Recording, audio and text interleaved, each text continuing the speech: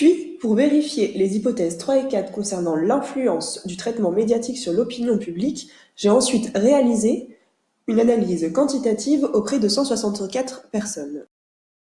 Sans grande surprise, les images des athlètes féminines sont moins présentes dans l'équipe que les images des athlètes masculins.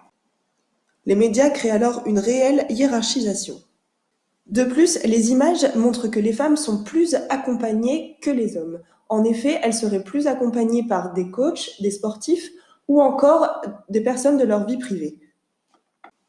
Idée renforcée aussi par les valeurs de plan, étant plus gros et rapprochés des lecteurs pour les athlètes masculins.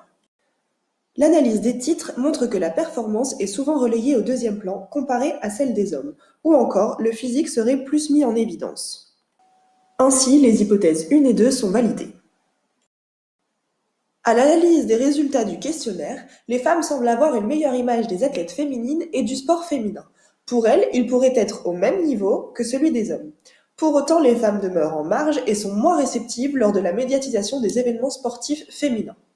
L'hypothèse 3 serait alors validée. Enfin, lorsqu'un stimulus d'une athlète féminine est poussé aux individus, l'adjectif la définissant le mieux serait qu'elle serait athlétique.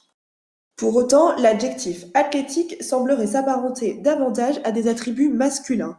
En effet, dans le sport, l'homme serait alors plus musclé, plus athlétique, plus fort que la femme. Ainsi, l'identité féminine davantage poussée par les médias, on pourrait alors déduire que le message médiatique n'a donc pas d'impact sur l'image perçue par l'opinion publique. L'hypothèse 4 n'est donc pas validée. Pour conclure sur le sujet, le genre a bien une influence sur le traitement médiatique des athlètes féminines. Même si l'identité sportive dans la presse spécialisée est davantage médiatisée pour la femme, l'identité de femme reste un élément agissant en sa faveur pour sa médiatisation.